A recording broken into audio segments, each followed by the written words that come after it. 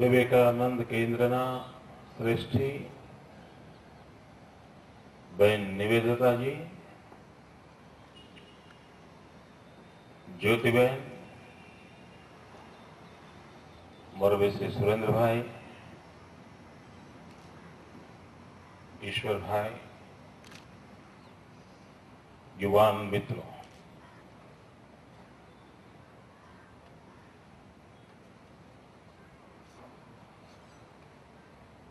તમારા બધા જે સાથી મિત્રો હશે, કોલેજના તમારા જે સાથીદારો હશે, એમણે ક્રિસમસની ઉજવણીનો પ્લાન કર્યો હશે. ક્રિસમસના વેકેશનમાં કેવી મસ્તી મોજ કરવી એનું આયોજન કર્યું હશે. તમને પણ નિમંત્રણ આપ્યું હશે અને તમે જરા મોડો પ્રતિસાદ આપ્યો હશે અને કદાચ તમારા મિત્રો વચ્ચે તમે ટીખણનું કારણ પણ બન્યા હશો કે ખરો છો યાર, તો ક્રિસમસનું વેકેશન છે ને મજા કરીને ક્યાં જાય છે. આવું ઘણું બધું થયું હશે. મિત્રો, એ બધું જ છોડીને એક આવા પવિત્ર વાતાવરણમાં આવવાનું પસંદ કરવું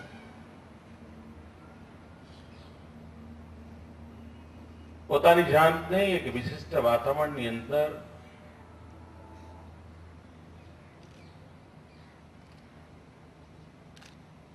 પરોવવાનો પ્રયાસ કરવો એ પોતે જ વિજય યાત્રાનો પ્રારંભ છે. સમગ્રતયા વાતાવરણને છોડીને પોતાના મન મસ્તિષ્ક પર વિજય પ્રાપ્ત કર્યા પછી જ આ સંભવ થતું હોય છે. અને તેથી વિજય જ વિજયની શરૂઆત તમે જે કંઈ વાતાવરણને છોડીને આવીને જે વાતાવરણની અંદર પ્રવેશ કર્યો છે, જે વાતાવરણને જીવી જાણવા માટેની મથામણ આદરી છે, એ મથામણ પોતે જ વિજય યાત્રાનો પ્રારંભ છે. અને તમારી આ વિજય યાત્રાને હું અંતઃકરણપૂર્વક શુભેચ્છાઓ પાઠવું છું.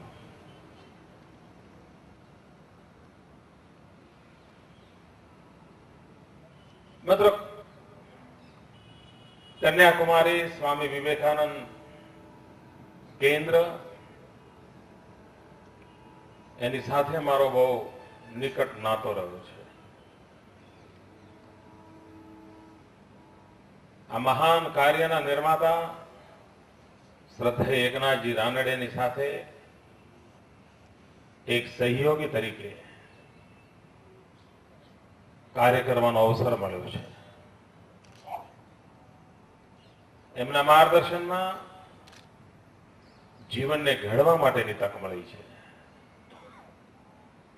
અને એ મહાપુરુષે જે કાર્યનો આરંભ કર્યો,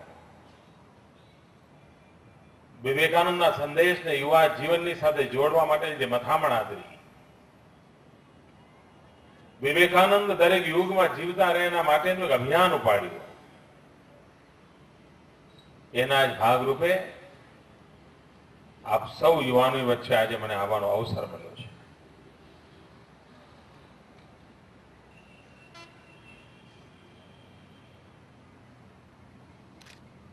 આ દેશમાં તમે સહેજ આમ યુવા મનને સ્પર્શવાનો પ્રયાસ કરો તો બે બાબતો યુવા મન પર અસર દેખાતી હોય છે. ગમે તેવો આધુનિકમાં આધુનિક જિંદગી જીવનારો યુવાન હશે, જીન્સનું પેન્ટ હશે, લાંબા લટિયા હશે, બધું જ હશે, પણ બે વ્યક્તિત્વ એવા છે કે જેની એક તસવીર જુએ, એનું નામ સાંભળે, એની પ્રતિમા પાસેથી પસાર થાય, આપોઆપ એના શરીરમાં એક ગૌરવ અને ગરિમાનો સંચાર થઈ જાય છે. આ હું જ અનુભવ કરું છું નહીં મિત્રો, હું કહીશ તો તમે પણ અનુભવ કરતા હશો. અને બે મહાપાત્રો એટલે એક સ્વામી વિવેકાનંદ અને બીજા વીર ભગતસિંહ. આજે પણ યુવાનની સામે આ ચિત્ર આવે, એનું નામ આવે તો એક અલગ પ્રકારનો સંચાર અનુભવે છે. એને એમ લાગતું હોય છે કે આ કોઈ જાણે મારી આસપાસ જ એક વલયો છે, મારી આસપાસ એક ભમણ છે અને એમાંથી હું કાંઈક સ્પંદન મેળવી લઉં, આવી અનુભૂતિ અહીં બેઠેલા પ્રત્યેકને થતી હશે મિત્રો, પ્રત્યેકને થતી હશે. કદાચ આ પ્રકારનું જીવન, આ પ્રકારના જીવનનું એક તપસ્યાપૂર્ણ યોગદાન ઇતિહાસમાં જબલને જડતું હોય છે. રાણા પ્રતાપ, શિવાજીના ચિત્રો જોઈએ, પ્રતિમા જોઈએ, વીરતાની અનુભૂતિ થાય.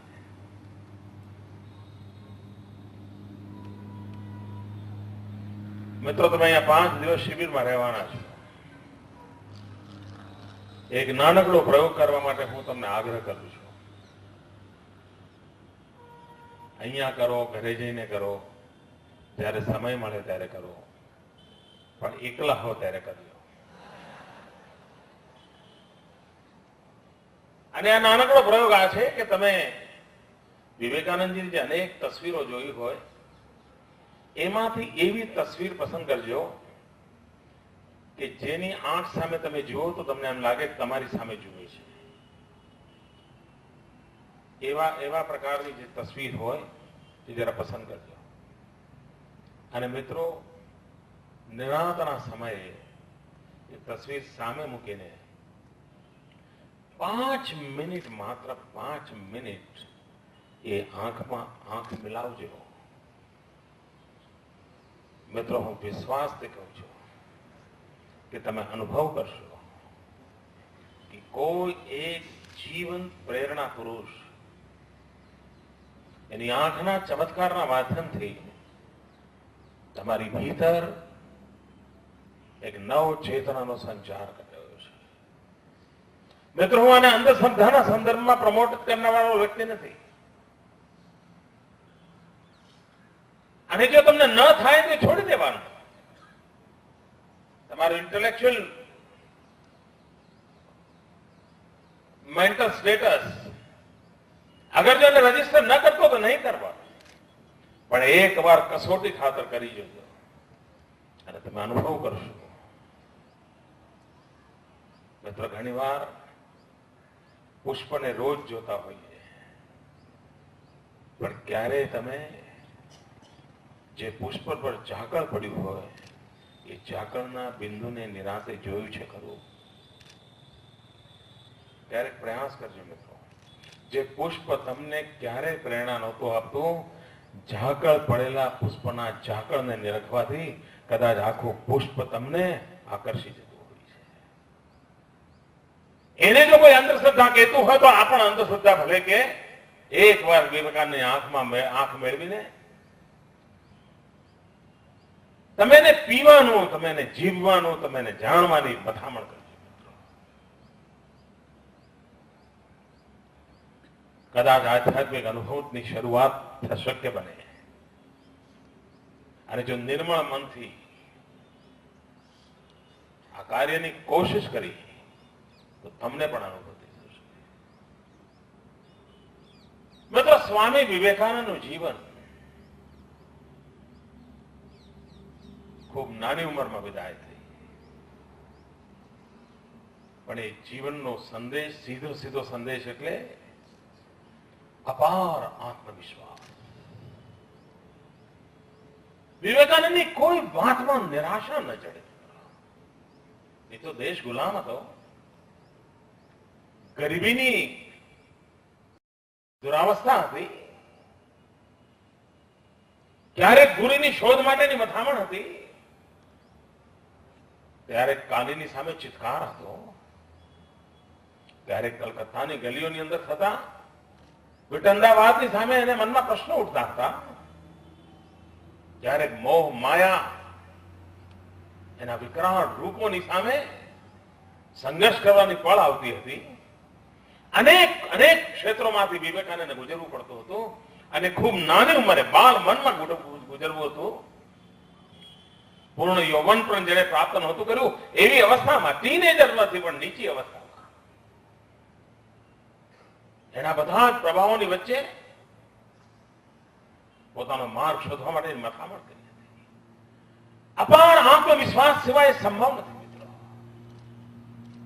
દુનિયા કેવી છે, ક્યાં છે, દુનિયાના કયા છેડે કેવી રીતે જવાય, કોઈ અંદાજ નહોતો. હિન્દુસ્તાનની અંદર સમુદ્ર લાંઘવો એ એક પ્રકારે સાધુ સંતની પરંપરાની અંદર આપણે ત્યાં અનુચિત માનવામાં આવતું. એવી પરંપરા વિકસી હતી કે સમુદ્ર પાર ન જવાય, સંતોએ ન જવાય. એવા કાલખંડની અંદર એક નવજવાન સંન્યાસી એમ કે હું અમેરિકા જઈશ. સાધનો ના હોય, સુવિધાઓ ના હોય, અને છતાં એના મનમાં એમ થાય કે હું અમેરિકા જઈશ. પશ્ચિમની દુનિયાને જાણતો હતો માનવી, પશ્ચિમની દુનિયાના રંગરૂપથી પરિચિત હતો. ભારતની વાત પશ્ચિમના ગળે ન ઉતરે એ સ્વાભાવિક હોય, તેમ છતાંય અપાર આત્મવિશ્વાસનો આ ધની અમેરિકાની ધરતી પર જેને ડંકો વગાડી આવે છે. અમેરિકા બે કારણોસર એક તારીખ સાથે જોડાઈ ગયું છે, 9/11. પરંતુ અમેરિકાને એક જ 9/11 યાદ છે મિત્રો.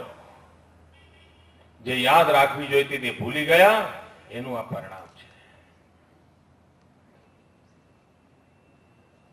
એક 19મી સદીની 9/11 હતી મિત્રો, જ્યારે સ્વામી વિવેકાનંદે અમેરિકાની ધરતી પર શિકાગોમાં વિશ્વ ધર્મ પરિષદને સંબોધન કર્યું હતું.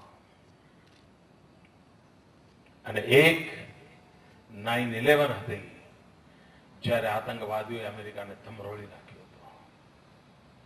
એક માણસે ત્યાં જઈને એવો વિસ્ફોટ કર્યો હતો કે જેણે અમેરિકાના આધ્યાત્મિક ચેતનાને આંદોલિત કરવા માટે પૂરતો પ્રયાસ કર્યો હતો.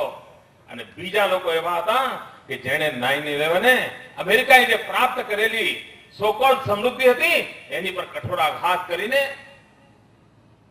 એને જીવલેણ હુમલો કરવાનો પ્રયાસ કર્યો. મિત્રો, એક 9/11 જે વિવેકાનંદ ના ભાષણની તારીખ હતી, જેને વિશ્વ આખાને આ દેશની સંસ્કૃતિ, આ દેશની મહાન પરંપરા એના તરફ જો આકર્ષ્યા હતા. મિત્રો, દુનિયાના બધા દેશના લોકો હિન્દુસ્તાનના માનવીને વખતે તું તો ગુલામ દેશનો માનવી છું, તને વળી આ વાત કરવાનો અધિકાર શું, એવા ભાવથી જીવતા હતા. એવે વખતે જગતની આંખમાં આંખ મિલાવીને એક માનવી ભારતની મહાન સંસ્કૃતિ અને brothers and sisters of America કહેતાની સાથે તાલીઓના ગડગડાટ સાથે આખા સભાગૃહને ગુંજતો કરી દે. જ્યાં બંધુતાનો ભાવ, પરિવાર ભાવ, સંવેદનાની અનુભૂતિ, રંગ ગોરો હોય કે કાળો હોય, બધા જ મારા ભાઈઓ છે. ઉચ્ચ હોય, નીચ હોય, પૂર્વમાં હોય, પશ્ચિમમાં હોય, નાનો હોય, મોટો હોય, સર્વે મારા અંગ છે. આ પ્રકારનો સંદેશ આપવાનું સામર્થ્ય આ મહાપુરુષમાં હતો. અને મહાપુરુષે જગતને જીતી લીધું હતું.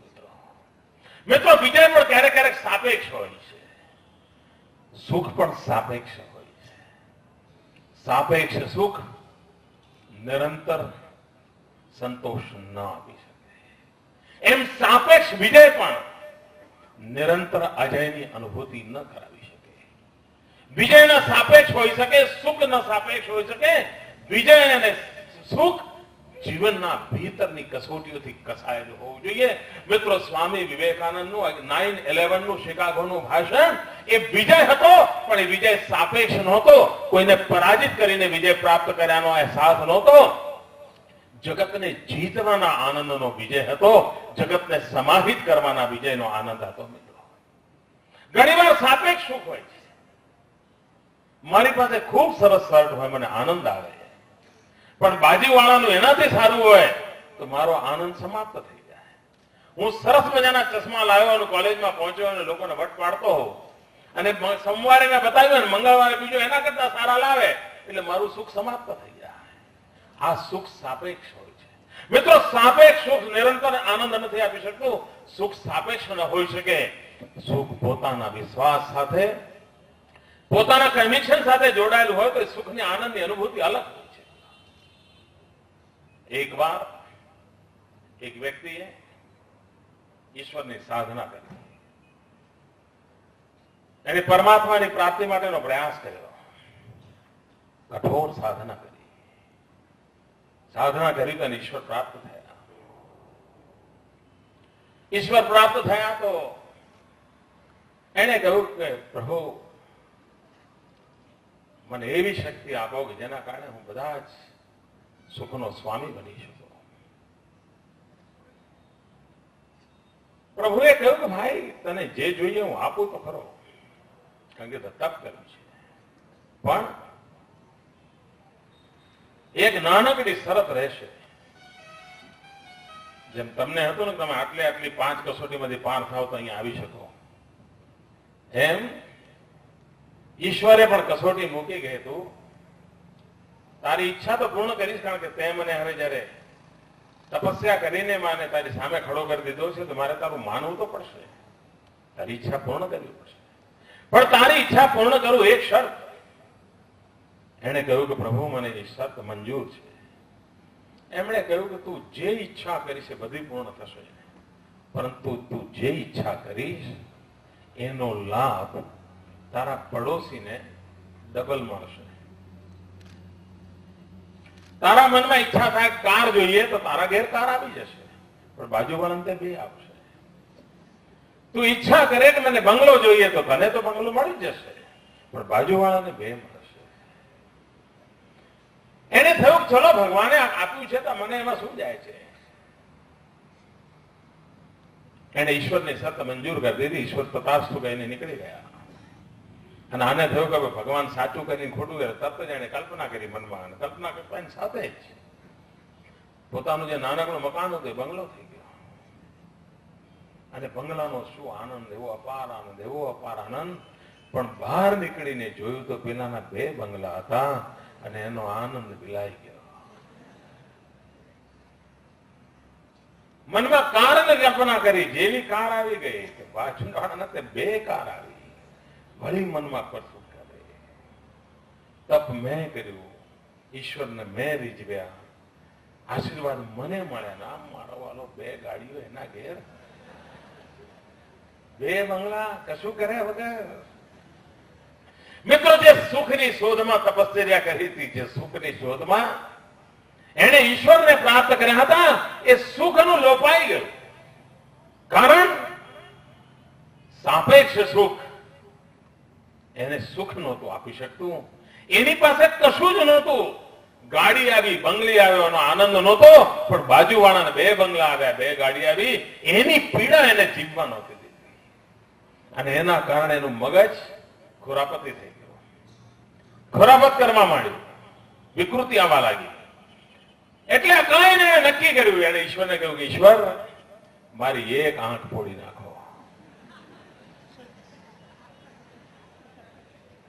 બાજુવાળાની 2 ગઈ. એને કહ્યું મારા ઘર આગળ કૂવો કરો. બાજુના 2 કૂવા થયા. અને પેલો ઘરની બહાર નીકળ્યો, અંદર પડ્યો. ત્યારે આનો સુખની શાંતિ થઈ. મિત્રો, ત્યાં સાપેક્ષ સુખની કલ્પના છે. એ સાપેક્ષ સુખ ચિરંતન સુખ ન બની શકે. અને તેથી જેને વિજય પ્રાપ્ત કરવો છે એના માટે સાપેક્ષ વિજય. પેલા કરતા હું વધારે માર્ક સારા લાવ્યો, પેલા કરતા હું વધારે દોડ્યો, પેલા કરતા મેં સારા કપડા પહેરી લીધા, પેલા કરતા મારી વાહવાહી વધારે થઈ. આ પેલાના સંદર્ભમાં જે છે એ સ્થાયી વિજય પ્રાપ્ત ન કરી શકે. મારા ભીતર જે છે એમાં જો હું 1 ડગલું આગળ વધું તો એ સ્થાયી વિજય પ્રાપ્ત થાય. હું રોજ 5 વાગે ઉઠતો હતો અને હવે 4 વાગે ઉઠું છું. મેં વિજય પ્રાપ્ત કર્યો, એ મને સ્થાયી વિજયની અનુભૂતિ કરાવે છે. પેલો 5 વાગે ઉઠતો હતો અને હું 4:45 ઉઠ્યો. જે દિવસે 4:30 ઉઠશે મારા વિજયનો આનંદ સમાપ્ત થઈ જશે. અને તેથી વિજયની પહેલી શરત છે મિત્રો, વિજય સાપેક્ષ ન હોઈ શકે. વિજય અંતર મન સાથેની પોતાની વિકાસ યાત્રાનો અંશ હોવો જોઈએ. હું ગઈકાલે જ્યાં હતો એના કરતા વિજય પ્રાપ્ત કરીને હું એક ડગ આગળ વધ્યો કે કેમ? હું ગઈકાલે જ્યાં હતો એના કરતા વધારે મેં ઉપલબ્ધ કરી શક્યો કે નહીં? હું જ્યાં હતો ત્યાંનાથી વધારે આગળ વધવાનું સામર્થ્ય પ્રાપ્ત કરી શક્યો કે નહીં? મારામાં જે બુરાઈઓ હતી એ બુરાઈઓને નષ્ટ કરીને નવી અચ્છાઈઓનો આવિષ્કાર કરવા માટે હું સામર્થ્યવાન બન્યો કે નહીં? હું જ મારી જાતના કાલને તોલીને, હું જ મારી જાતને આવતીકાલ સાથે જોડીને, હું જ મારી જાતને વર્તમાનમાં જજોમીને અગર જો હું ઉભો કરું તો હું પરિસ્થિતિને પલટી શકતો હોઉં છું. અને આવા ભાવ સાથે જીવનના અંતર્મનના વિજય માટેની યાત્રાનો આરંભ કરવાનું સામર્થ્ય સ્વામી વિવેકાનંદની વિચારધારા, હિન્દુ સંસ્કૃતિની પરંપરા, ઉજ્જવલ સાંસ્કૃતિક ધરોહરના આધારે પ્રાપ્ત થતી હોય છે. અને તેથી મન મસ્તિષ્કની અંદર અંતર્મનની વિજય યાત્રા, અંતર્મનની વિજય યાત્રા આવશ્યક હોય છે. અને જે આ વિજય યાત્રા પ્રાપ્ત કરી શકતો હોય તે જીવનને સુખ પ્રાપ્ત હોય છે. મિત્રો, એલેક્ઝાન્ડરની ઘટના આપણા દેશમાં બહુ પ્રચલિત છે. વિશ્વ વિજેતા નીકળવાના લોકો જયારે હિન્દુસ્તાનની ધરતી પર આવે છે અને એને કોઈ કહે છે કે ભાઈ હિન્દુસ્તાનમાં તો યોગીઓ, ઋષિઓ, મુનિઓ, એને જ્યાં સુધી તું ન મળે અને એમાંથી કોઈ યોગીને તું આપણી ધરતી પર ન લાવી આવી શકે ત્યાં સુધી પ્રગતિની ચિરંતન યાત્રા પ્રારંભ નહીં થાય. અને એમ કહે છે કે એલેક્ઝાન્ડર જયારે હિન્દુસ્તાનની ધરતી પર ફરતો હતો ત્યારે એને કોઈ સાધુ મહાત્મા જોયા એને થયું સાધુ મહાત્મા ઉઠાવી લાગ્યા. એના સૈનિકોને મોકલ્યા સાધુ મહાત્માને ઉઠાવવા માટે. એના સૈનિકો પાસે મોકલે છે ને કહે છે, ત્યારે પેલા સાધુ મહાત્મા કહે જતો રે તારા એલેક્ઝાન્ડર કહી દે છે મારે ત્યાં કોઈ વિશ્વ વિજેતા છે નહીં, મારો વિશ્વ વિજેતા ઉપર બેઠો છે, બિંદાસ ફકીરી. પેલા લોકોને થયું લાલચ આપી અને એને કહ્યું કે તમે આમ જીવો છો નહીં, કંઈક આ આપીએ, પેલું આપીએ, ઢીકણું આપીએ, આશ્રમ. અરે કે જવા દે તારો આશ્રમ પતંગ હાલ ભાઈ, એ તારા બોસને મળવું હોય મારે ત્યાં મોકલી આપી દે. અને આજે ના આવતો, આજે હું કામમાં છું, ઈશ્વર જોડે મારો ટાઈમ નક્કી થયેલો, કાલ આવે. આવી ખુમારી. અને બીજા દિવસે જયારે એલેક્ઝાન્ડર પોતે આવે છે, જ્યારે એની સામે પોતાનું રાજ, વૈભવ, શક્તિ, સામર્થ્ય, વિશ્વ વિજેતાનો ઘમંડ એ લઈને એની સામે ઉભો હોય છે, ત્યારે એને ઢંઢોળવાનો પ્રયાસ કરે છે, એને લાલચ આપવાનો પ્રયાસ કરે છે. ત્યારે પેલો એક હિન્દુસ્તાનનો લંકોટી ભર સાધુ એમ કહે છે, અરે ભાઈ જરા બાજુમાં હટ ને, પેલો સૂર્યનું કિરણ મને આવવા દે એટલે બહુ થઈ ગયું, મને કાંઈ જોયું. મિત્રો, વિજય આનાથી મોટો કયો હોઈ શકે કે વિશ્વ વિજેતાને પણ એમ કે જરા 2 ડગલા દૂર હટ, મારા સૂરજના કિરણને તું રોકીને ઉભો છો, મારો આત્મા એની સાથે જોડાયેલો છે. મિત્રો, વિજયની અંતર્મનની ઊંચાઈ કેટલી મોટી હશે, અંતર્મનની વિજય યાત્રા કેટલી તેજ હશે, તેજસ્વી હશે, તપસ્વીના કારણે નિર્માણ થયેલી હશે. અગર જો એના ભાવ સાથે હું પણ મારી વિજય યાત્રાનો આરંભ કરું, મારી જાતને પલ પલ હું કસોટી કરતો રહું, તો મને પણ થતું હોય છે. અને તેથી મિત્રો, સાપેક્ષ વિજય અનંત વિજયનું કારણ ન બની શકે, સાપેક્ષ આનંદ અનંત સુખનું કારણ ન બની શકે. અને તેથી જીવનને પોતાને સાથે જોડીને જોવું જોઈએ, જીવનને અંતર મન સાથે જોડીને જોવું પડતું હોય છે. અને એ જ વિજયને પ્રાપ્ત કરી શકતો હોય છે. જેમ અંતર્મનના વિજયની યાત્રાનું કારણ હોય છે, એ જ રીતે આપણે એકલા અટુલા નથી. સમાજ જીવનની વચ્ચે છે, પ્રવાહોની વચ્ચે જીવવાનું છે. અને પ્રવાહોની વચ્ચે જીવવાનું હોય ત્યારે હું એનો પણ ઇનકાર તો નહીં કરી શકું. લૌકિક જીવનની વાત હશે તો લૌકિક જીવનમાં પણ મારે મારા જીવનને એ પ્રકારે ઘડવું પડશે. અને એના માટે શરીરનું સામર્થ્ય બહુ કામ નથી આવતું, જરૂરી હોય છે. વિવેકાનંદ કહેતા હતા કે ભાઈ તું આ બધું ગીતાન બધું રવા દે ને, જ્યાં ફૂટબોલ રમ. તારા એક વાર તારું શરીર એવું બનાય કે જેની અંદર તારા આત્માને, તેજસ્વી આત્માને રહેવા માટેની જગ્યા હોય, તારું શારીરિક સામર્થ્ય પણ. નહીં તો મિત્રો, એવો તો યુવાન કેવો હોય. મને ઘણી વાર એમ થાય, યુવાન આમ તકતાર બેસી કેમ ના શકે? એટલે તમારા માટે નથી કહેતો મિત્રો, એના ચહેરા પર સ્મિત કેમ ના હોય? ચૈતન્ય કેમ ના હોય મિત્રો?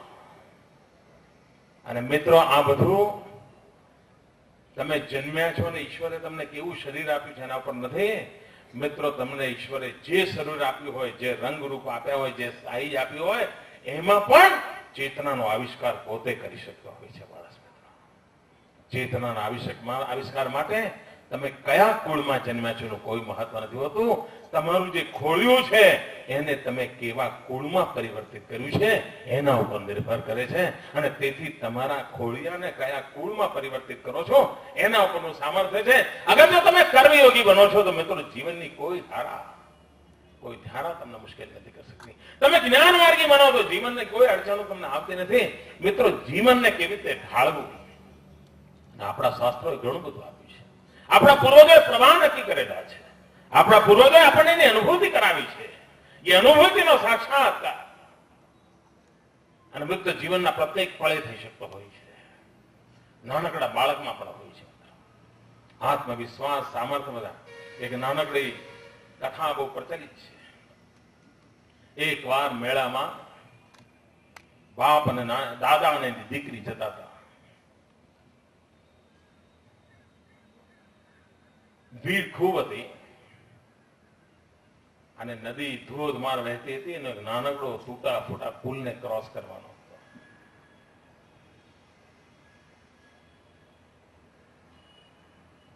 તો બરા દાદા કહે છે કે બેટા લાવતા રહો,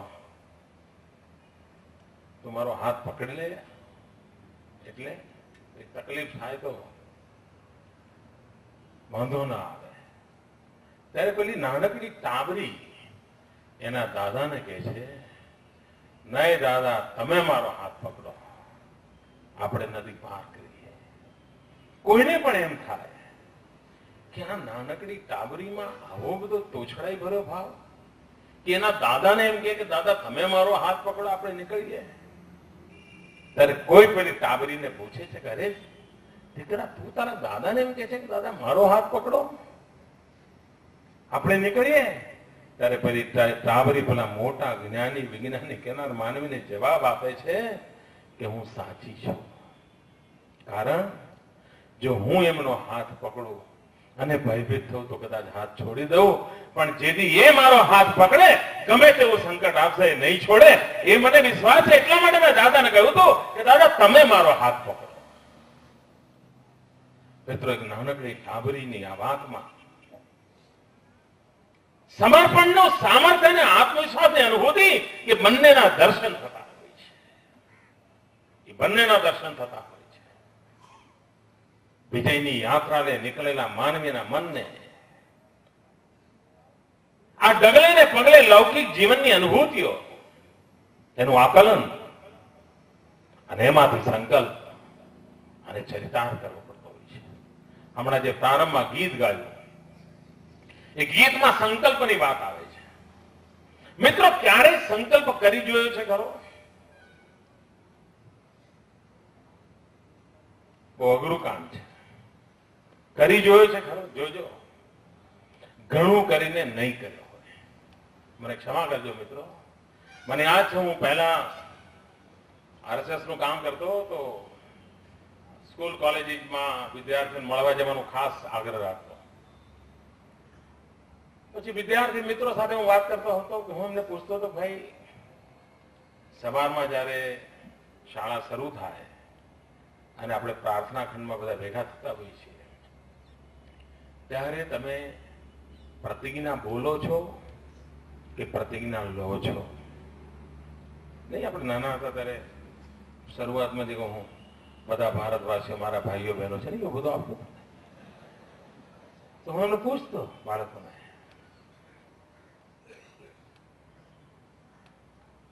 અને લગભગ બધા બાળકોને પહેલી વાર સ્પાર્ક થતું હતું કે ખરેખર આપણે પ્રતિજ્ઞા લઈએ છીએ કે પ્રતિજ્ઞા બોલીએ છીએ.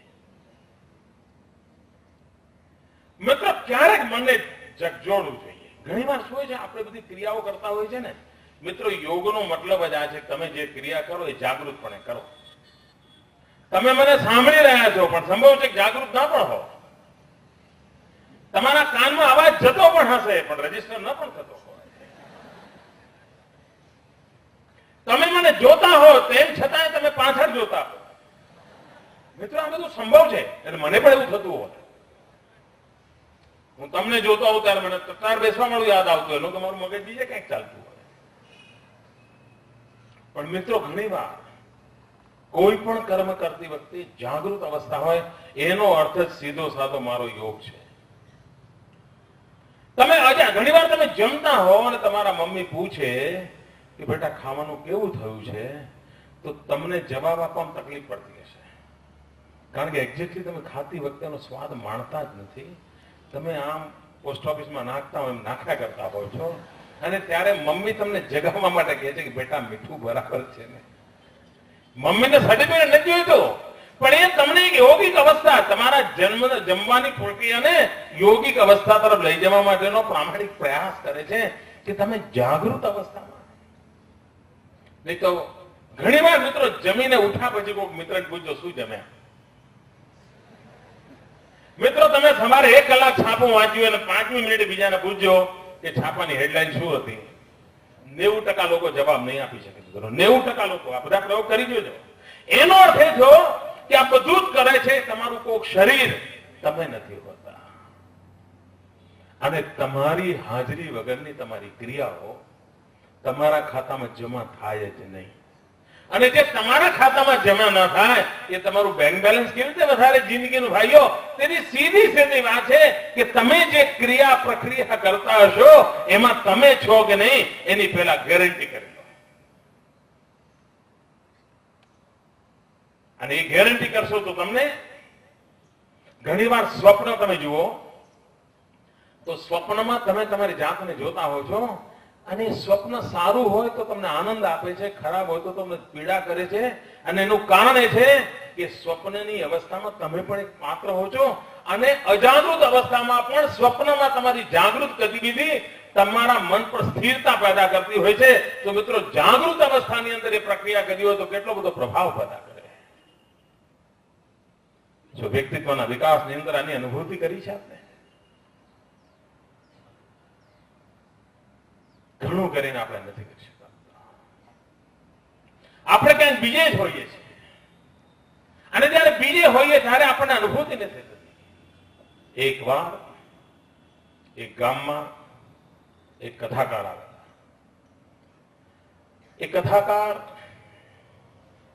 ખૂબ સરસ કથા કરતા હતા, અને કથા એટલી ભાવ વિભોર કરે કે સાંભળનારાઓને પોતાની જરૂર આમ કેરી કરી જાય.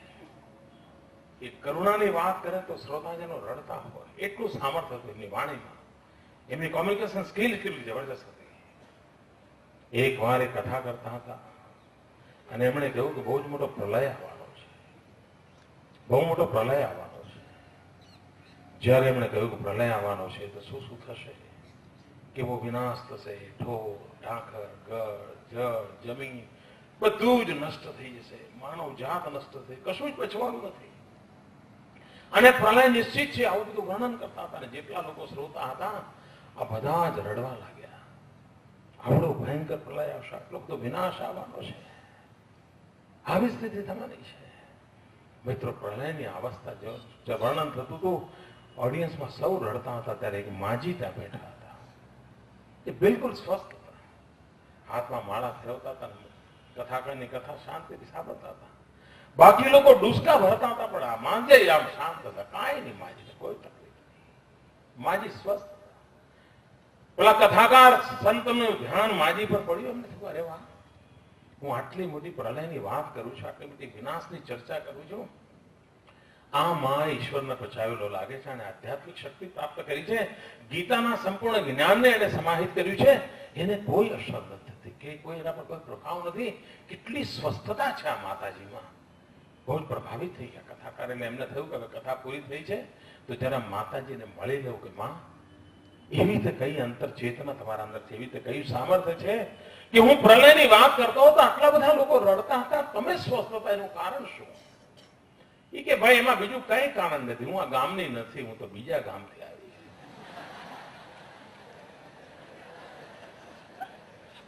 પ્રલય તો આ ગામમાં આવવાનો છે, મારા ગામમાં થોડો. પ્રલય મહારાજ ગાળામાં નથી આવવાનો મિત્રો. જે આ અવસ્થામાં જીવનારા લોકો છે, જે આ અવસ્થામાં જીવનારા છો લોકો, જેમનું મન શરીર ક્યાંક બીજે પડ્યું છે, ગમે તેવી કથામાં કશા કામનું નથી હોતું મિત્રો.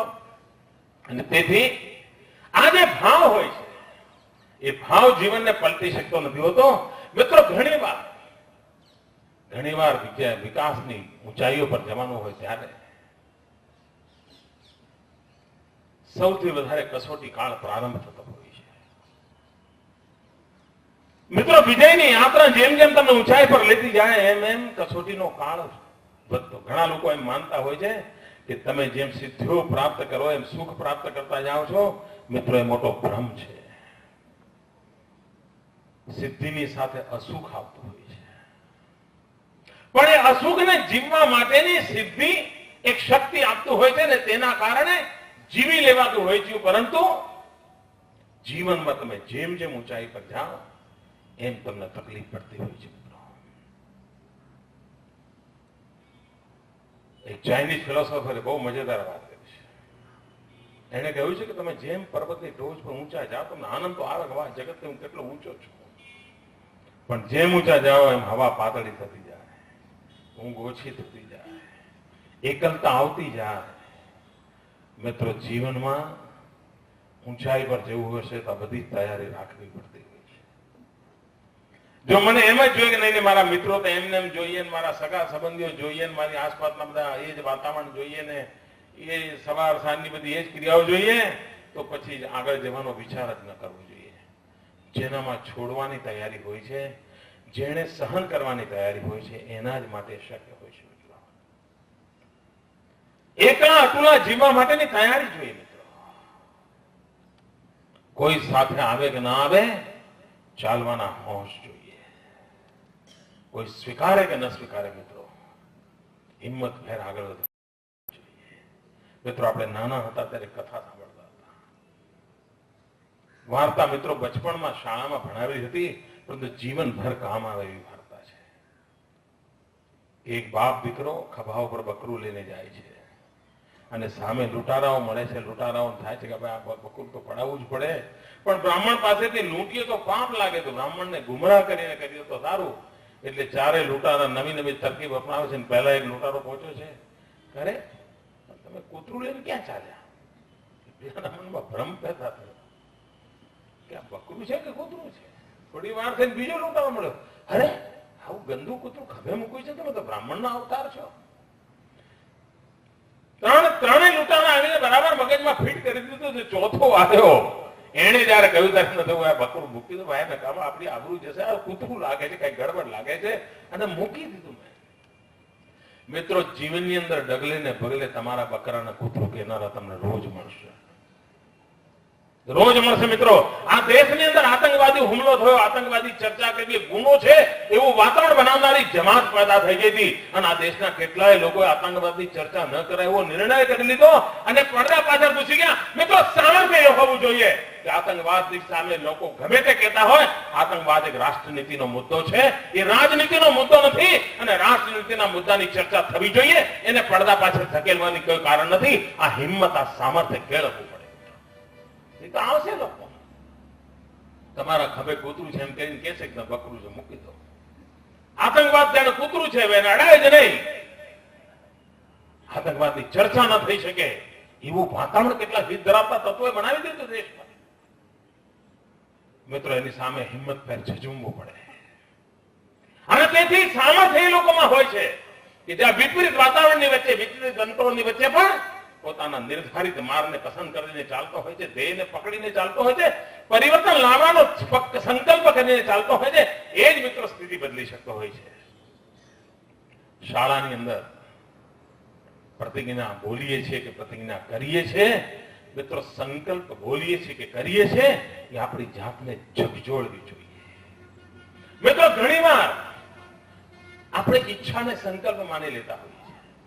મિત્રો ઈચ્છા એ સંકલ્પ નથી.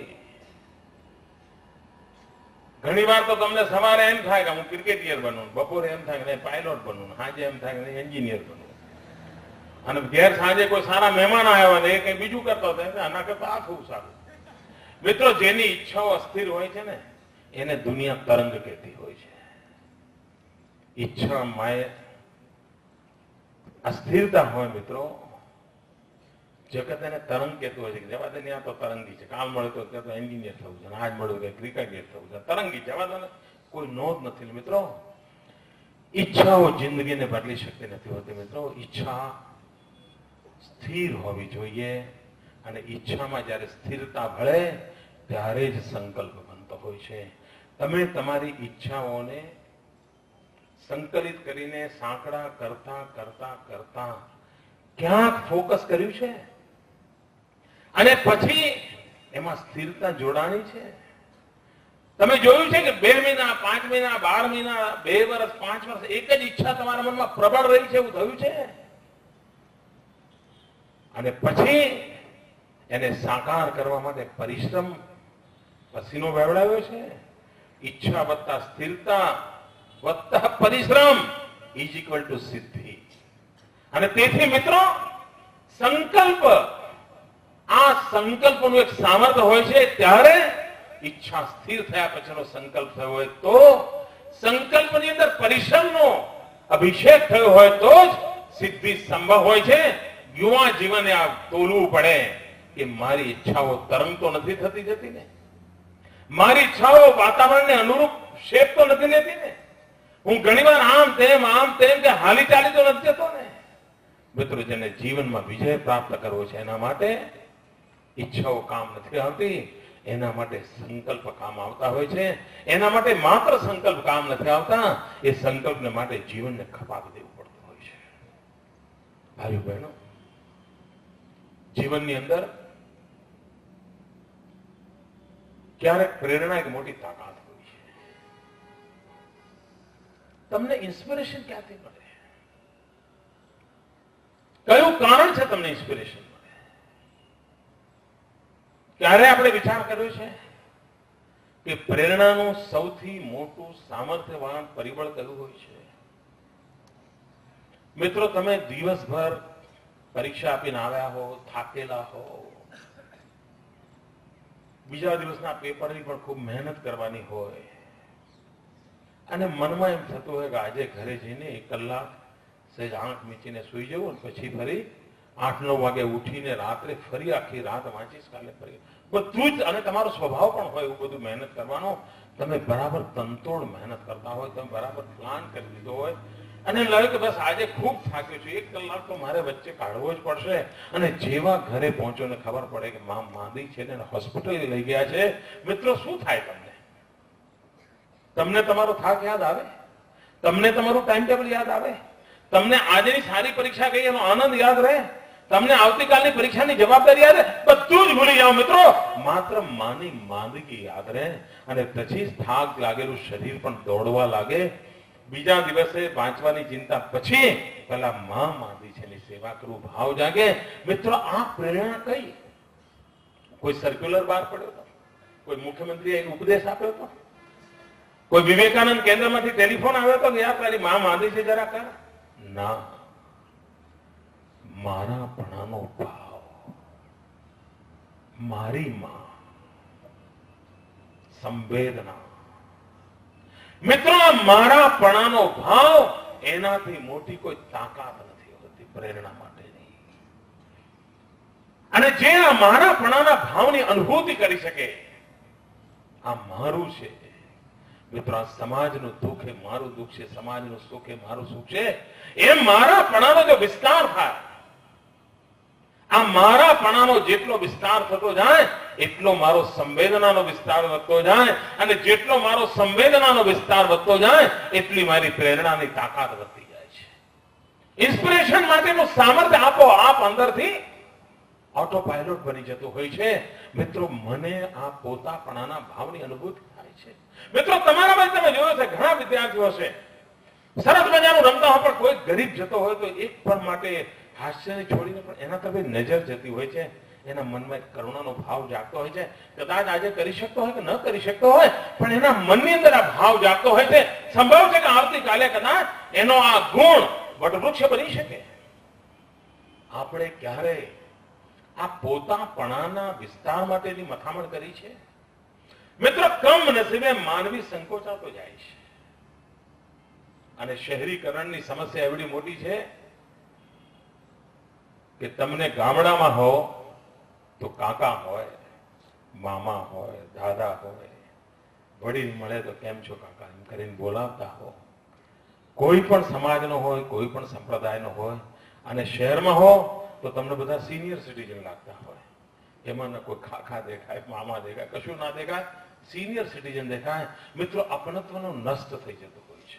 મિત્રો ગામડાનો છોકરો 10મા ધોરણમાં પાસ થયો તો ગામ આખું કે મોહનભાઈનો રમેશ પાસ થયો. શહેરમાં 10મા ધોરણમાં પહેલા નંબરે આવ્યા હોય તો કે કોઈ પેલા સ્કૂલનો કોઈ છોકરો છે ભાઈ એવું જાણ્યું છે, એનાથી વધારે કઈ નહીં. મિત્રો આ અપનત્વ જો ઘટતું જાય તો સંવેદનાઓ ઘટતી જતી હોય છે. સંવેદનાઓ ઘટતી જતી હોય ત્યાં પ્રેરણા વિલુપ્ત થઈ જતી હોય છે. અને તેથી માનવ જ્યાં ધર્મને નિભાવવાનો હશે તો આ મહાન સાંસ્કૃતિક પરંપરા જીવનને જીવી બતાવવાની હશે તો વ્યક્તિના જીવનમાં અપનત્વની અનુભૂતિનો વિસ્તાર કેવી રીતે થાય. મિત્રો આપણે બધા આદિશંકરના ઉપાસક છીએ. આદિશંકરે એને એક મહાન તત્વજ્ઞાન આ દેશને આપ્યું, એક એવો સિદ્ધાંત આપ્યો મિત્રો જે સિદ્ધાંત માનવ જાતને માટે આજે પણ સમસ્યાનું સમાધાન કરનારો સિદ્ધાંત છે. એને અદ્વૈતનો સિદ્ધાંત આપ્યો. એને અદ્વૈતનો સિદ્ધાંત આપ્યો. મિત્રો અદ્વૈતનો સિદ્ધાંત કોઈ બહુ મોટા શાસ્ત્રો ભણીને આવડે એવો નથી. સીધી સાદી ભાષામાં સમજી શકાય એવો અદ્વૈતનો સિદ્ધાંત છે. જ્યાં દ્વૈત નથી, જ્યાં દ્વૈત નથી, જ્યાં જુદાપણાનો ભાવ નથી. હું છું તે તું છે, તું છે તે જ હું છું. આ પોતાપણાનો ભાવ છે મિત્રો અદ્વૈત. આ અદ્વૈત સમાજની સાથે જોડનારું સામર્થ્ય બતાવે છે, સમાજને પોતાપણાનું બતાવે છે. અને તેથી મિત્રો જ્યાં ભક્ત એટલે શું? ભક્ત એટલે શું? ઘણીવાર આ ભક્ત શબ્દ તમે પણ સાંભળ્યા હશે, તમે બોલતા હશો. ભક્તનો સીધો સાધો મતલબ એ છે જે વિભક્ત નથી એ ભક્ત છે. જે વિભક્ત નથી, જે ઈશ્વર અને વ્યક્તિ વિભક્ત નથી, જે ઈશ્વરની સાથે દ્વૈત નથી મિત્રો, અદ્વૈત છે. ઈશ્વર અને પોતે એક રૂપ થઈ ગયા છે. જ્યાં વિભક્ત નથી ત્યાં ભક્ત છે. હું આ સમાજ ભક્તિ કરું, રાષ્ટ્ર ભક્તિ કરું, હું વિભક્ત છું કે ભક્ત છું? જો હું છું અને રાષ્ટ્ર છે તો હું વિભક્ત છું મિત્રો. પણ હું કઈ નથી ને માત્ર રાષ્ટ્ર છે તો હું ભક્ત છું મિત્રો. હું રાષ્ટ્ર ભક્ત છું એનો મતલબ કે મારા પોતાપણાને મેં રાષ્ટ્રની અંદર નિરૂપિત કરી દીધું છે અને મારા પોતાપણાની અંદર હું સમગ્ર રાષ્ટ્રની અનુભૂતિ કરું છું. કાશ્મીરની ધરતી પર ક્યાંક બોમ્બ ધડાકો થયો હોય તો મને ચા પીવાનું મન નથી થતું. કાશ્મીરની અંદર કોઈ ભિખારીને મેં સાંભળ્યું હોય તો મને પીડા થાય છે. નાગાલેન્ડની અંદર મને કોઈ દુઃખી આત્માના સમાચાર મળે, ભલે હું ગુજરાતની ધરતી પર હોઉં પણ મને વેદના થાય છે. મિત્રો જગતના સુખ દુઃખની અનુભૂતિ હું કરી શકું, આ સંવેદનાની અનુભૂતિ કરી શકતો હોઉં. અને મિત્રો આ બધું સંભવ હોય છે. રામકૃષ્ણ પરમહંસને એકવાર કોઈએ પૂછ્યું હતું કે ચરાચર સૃષ્ટિમાં ઈશ્વરના સાક્ષાત્કાર તમે કરો છો, એવું જે તમે કહો છો રામકૃષ્ણ દેવ, એની સાબિતી શું? ચરાચર સૃષ્ટિની અંદર ઈશ્વરનો વાસ તમે કહો છો, ચરાચર સૃષ્ટિ સાથે એકાત્મતાની અનુભૂતિની વાત કરો છો, તમે ભક્તિની વાત કરો છો, વિભક્તમાંથી મુક્તિ થવાની વાત કરો છો. રામકૃષ્ણ દેવ અમને બતાવો કે એની સચ્ચાઈ ક્યાં, એનો અનુભૂતિ શું? રામકૃષ્ણ દેવ એ જિજ્ઞાસુના શબ્દો સાંભળીને મૂક રહ્યા. થોડાક દિવસ પહેલા પછી એ પોતાના કાલી માતાના મંદિરના નજીકના બગીચાની અંદર બેઠા હતા. શરીર પર સાદું સીધું સફેદ વસ્ત્ર ધારણ કરેલું હતું અને એટલામાં પેલો ભક્ત આવ્યો જેને મહિના પહેલા પ્રશ્ન પૂછ્યો. તો રામકૃષ્ણ દેવે કહ્યું કે જરા મારે પીઠ પર આજે મારી ચાદર ઓઢેલી છે ને જરા ઉઠાવી લે ને. પેલા ભક્તે ચાદર ઉપર કરી અને એના મોંમાંથી ચીસ નીકળી ગઈ. અરે દેવ, આપની પીઠ પર આ લોહીના ટીસીઓ ફૂટી છે, લોહીના ચકામા છે, એનું કારણ શું? આપને પીડા, આપને શું થયું? ત્યારે રામકૃષ્ણ દેવ એને કહે છે કે ભાઈ, આ ઘાસ પર પેલી ગાય ફરે છે ને, તું જુએ છે? તો કે હા, એ ગાય ચાલે છે ને એના કારણે આ જે ઘાસને પીડા થાય છે એ પીડા હું અનુભવું છું. અને એના કારણે મારા પીઠ પર જેમ ગાયના પગલા પડ્યા હોય એવા ચકામાં પડ્યા છે અને લોહીની ટીસીઓ ફૂટી છે. પેલા જિજ્ઞાસુને 1 મહિના પહેલા પૂછેલો પ્રશ્નનો જવાબ મળી ગયો. મિત્રો, કદાચ રામકૃષ્ણ દેવ જેવી સંવેદનાની અનુભૂતિ આપણે ન કરી શકીએ, પણ બીજાના દુઃખમાં દુઃખી, બીજાના સુખની અંદર યોગદાન કરવાનું સામર્થ્ય આ જો જીવનની અંદર હશે, આ જીવનની અંદર હશે તો મિત્રો આપણે સ્થિતિને પલટી શકતા હોય છે. મિત્રો, વિજયના સંકલ્પ માટે જાતને જોતરવા માટેનું સામર્થ્ય જોઈએ. મિત્રો, છત્રપતિ શિવાજી મહારાજ આટલા બધા યુદ્ધ કર્યા. રાયગઢનો કિલ્લો જીતવાનો હતો. ખંડોજી બલાડ જેવા લોકો એમના સાથીદાર હતા. તાનાજી માલસુરે હતા. અને મિત્રો, દોરડા પર જયારે લોકો સિંહગઢનો કિલ્લો જીતવા માટે જાય છે અને આ સિંહગઢનો કિલ્લો જીતવા જાય છે અને યુદ્ધ ભીખણ થાય છે, ત્યારે સેનાપતિ બધા દોરડા કાપી નાખે છે અને એના સૈનિકોને કહે છે કે હવે તારા માટે બીજો કોઈ માર નથી. કાં તો તું આ યુદ્ધ જીત, સિંહગઢનો કિલ્લો જીતી લે, નહીં તો અહીંથી કૂદકો મારીને આત્મહત્યા કરી લે. દોરડા મેં કાપી નાખ્યા છે. મિત્રો, સંકલ્પ કરનારા માનવીને પોતાની જાતને સંકલ્પ સાથે જોડવી પડતી હોય છે. એના માર્ગથી પોતાને કટ ઓફ કરીને આગળ નીકળવું પડતું હોય છે. જેનામાં આ સામર્થ્ય હોય એ વિજયને પ્રાપ્ત કરી શકતો હોય છે. મિત્રો, જેનામાં આ સામર્થ્ય હોય, મિત્રો, બીજા વિશ્વયુદ્ધની ચર્ચિલની જીવનની ઘટના છે. ચર્ચિલના જીવનની બહુ મહત્વપૂર્ણ ઘટના છે. અને મિત્રો, કેવા પ્રકારની વ્યૂહરચના, કેવા પ્રકારનું મન મસ્તિષ્ક હોય જે સિદ્ધિ મેળવી શકતું હોય છે. સેકન્ડ વર્લ્ડ વોર ચાલતું છે ત્યારે ચર્ચિલ પોતાના સાથીઓને કહે છે કે તમારા 2 ખિસ્સામાં 2 પ્રારૂપ હોવા જોઈએ. એક, જો મોસ્કો પર આપણે વિજેતા થઈએ તો મોસ્કોને કેવી રીતે હેન્ડલ કરવું, મોસ્કોની ઉપર કેવી રીતે કબજો જમાવવો અને સ્થાયી કેમ થવું, એના માટેની પૂરી રૂપરેખા તમારા 1 ખિસ્સામાં હોવી જોઈએ. અને માનો કે આપણે નિષ્ફળ ગયા અને રશિયા બર્લિનમાં ઘૂસી ગયું, તો બર્લિનને બચાવવા માટે આપણે કેવી રીતે લડાઈ લડવી જોઈએ એનું પ્રારૂપ બીજા ખિસ્સામાં રાખવું જોઈએ. મિત્રો, ઉત્તમમાં ઉત્તમ વિચાર કરીને કનિષ્ઠમાં કનિષ્ઠ અવસ્થા માટેની તૈયારી એ જીવનની આવશ્યકતા હોય છે.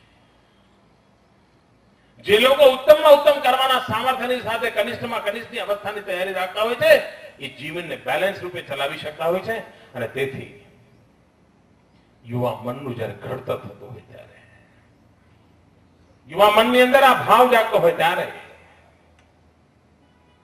જીવનને કેવી રીતે આપણી સાંસ્કૃતિક, અને બધું જ આપણી સાંસ્કૃતિક ધરોહરમાં પડેલું છે. મિત્રો, કોઈએ કશું બહારથી લાવવાનું નથી.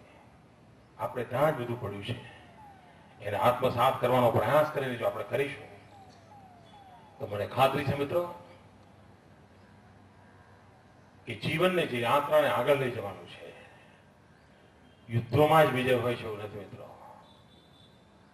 જીવનની પ્રત્યેક પળ અજય બનવા માટેની મથામણ હોવી જોઈએ. અને જે અજય બનવા માટેની મથામણ કરે છે, મનના કોઈ ભાવ પણ મને પરાજિત ન કરી જાય, બાહ્ય પરિબળો કોઈ મને પરાજિત ન કરી જાય, એની અવસ્થા જો આપણે ક્લિયર કરીશું તો મને ખાતરી છે મિત્રો કે ઈશ્વરે આપેલી આ યૌવન, ભારત મિત્રો સૌથી યુવાન છે દેશ, દુનિયામાં સૌથી યુવાન દેશ છે. આખા યુરોપની જનસંખ્યા કરતા વધારે યુવાનો હિન્દુસ્તાનની ધરતી પર છે. 100 કરોડના દેશ પાસે આટલી મોટી સંખ્યામાં યુવાધન હોય, એ રાષ્ટ્રનું ભવિષ્ય ઉજ્જવળ છે. એ રાષ્ટ્રનું ભવિષ્ય ઉજ્જવળ છે. સ્વામી વિવેકાનંદના જીવનના અંતકાળમાં કહ્યું હતું, હું મારી ભારત માતાને મારી નજરે આંખે જોઈ રહ્યો છું જે જગતગુરુના સ્થાને વિરાજમાન છે. હું એ રૂપ જોઈ રહ્યો છું. મિત્રો, સ્વામી વિવેકાનંદ જે સ્વપ્ન જોયું છે એ સ્વપ્ન ક્યારેય નિરર્થક નહીં જાય એવી મારી શ્રદ્ધા છે. શ્રી અરવિંદના જીવનના અંતિમ શબ્દો છે એ પણ એમ કહે છે કે હું ઝળહળતી જ્યોતિ સમાન મારી ભારત માતાને વિશ્વ નિયંતા તરીકે જોઈ રહ્યો છું. શ્રી અરવિંદના શબ્દો ખોટા નીકળે એવું માનનારા પૈકીનો હું માનવી નથી. અને તેથી અપાર વિશ્વાસ અને શ્રદ્ધા સાથે 21મી સદી હિન્દુસ્તાનની સદી, 21મી સદી માનવ કલ્યાણની સદી, 21મી સદી જ્ઞાનની સદી, અને આ સઘળાનું નેતૃત્વ હિન્દુસ્તાનની ધરતીને કરવાનું હશે તો હિન્દુસ્તાનની યુવા શક્તિને કરવાનું હશે. હિન્દુસ્તાનની યુવા શક્તિ જેટલા જલ્દી પોતાની જાતને સજ્જ કરે, સામર્થ્યવાન બનાવે, એની સંવેદનાનો વિસ્તાર કરે, એના પોતાપણાનો વિસ્તાર કરે, સમગ્ર જગતને પોતાનામાં સમાહિત કરવાના સામર્થ્ય સાથે, દ્રઢ સંકલ્પ સાથે, વિજયથી વિજયના મંત્ર સાથે અગર જો નીકળે, દુનિયામાં કશું જ અસંભવ નથી મિત્રો. મને પણ વિશ્વાસ છે કે આ 5 દિવસના શિબિરમાં આપ પણ એક નવી ચેતના, નવું સામર્થ્ય, નવો આત્મવિશ્વાસ, નવી પ્રેરણા, સમાજ પ્રત્યેની એક અતૂટ ભક્તિ, અદ્વૈતના ભાવને ચરિતાર્થ કરવા માટેનું સામર્થ્ય, આ સગળું પ્રાપ્ત કરીને અહીંથી જશો. આપ સૌને મારી અંતઃકરણની શુભકામનાઓ છે. અને આજે એવો દિવસ છે કે જ્યારે સ્વામી વિવેકાનંદજીને રોક પર જઈને ગુઘવતા દરિયાની વચ્ચેથી સાક્ષાત્કારની અનુભૂતિ થઈ હતી. માં ભારતીનો સાક્ષાત્કાર કર્યો હતો અને જીવનને ભારતી માટે ખપાવી દેવા માટેનું એમણે પ્રણ લીધું હતું. મિત્રો, દેશ આઝાદ નહોતો થયો ત્યાં સુધી દેશ માટે મરવું એક આનંદની બાબત હતી. આઝાદ હિન્દુસ્તાનની અંદર દેશ માટે જીવવું એનાથી મોટો કોઈ લાવો નથી. દેશ માટે જીવવાનો સંકલ્પ કરીએ અને દેશ માટે જીવી જાણીએ, એ મથામણ કરીને આપણે નીકળીએ. એટલી શુભકામનાઓ. ખૂબ ખૂબ ધન્યવાદ.